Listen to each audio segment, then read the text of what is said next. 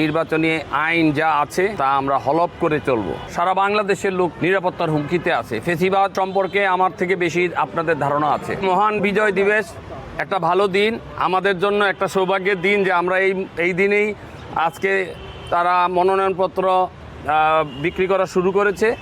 আমরা সেই দিনটাই বেছে নিয়েছি প্রথম দিন, এবং প্রথমেই আমি চাঁদপুরের এই 5টা আসনের মধ্যে আমি প্রথম এই মনোনয়নটা ক্রয় করেছি। নির্বাচন কমিশনের আইন মেনে আমি আমাদের ফর্ম নিতে এসেছি।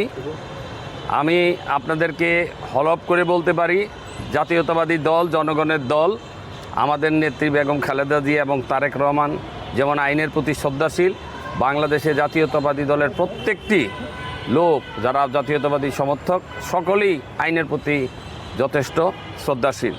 সেই কারণেই আপনাদেরকে বলতে পারি যে আমরা নির্বাচনী আইন যা আছে তা আমরা হলফ করে চলব। একটি ভালো নির্বাচন হবে, যেই নির্বাচনের জন্য আমরা গত 15 বছর ফেসিবাদের বিরুদ্ধে লড়াই করেছি। তো সেই জন্য আমাদের প্রত্যাশা একটি ভালো নির্বাচন হবে। ভোট দেওয়ার ব্যাপারে আশাবাদী। আমরা যখন এই গত 12 তারিখের আগে তফসিল ঘোষণার আগ পর্যন্ত যখন আমরা নির্বাচনী প্রচারণায় মানুষের কাছে দাঁড়ে দাঁড়িয়ে গিয়েছি, আমরা মানুষ উৎসুক হয়ে বসে আছে কবে ভোট হবে ডেটটা জানার জন্য। ডেট হয়েছে, মানুষ ভোট দিতে যাবে। আর নিরাপত্তা, সারা বাংলাদেশের লোক নিরাপত্তার হুমকিতে আছে। ফেসিবাদ সম্পর্কে আমার থেকে বেশি আপনাদের ধারণা আছে। সুতরাং সকলেই আমরা নিরাপত্তা ঝুঁকিতে আছি। সকলে একসাথে মিলেমিশে থাকলে নিরাপত্তা ঝুঁকি কমে যাবে।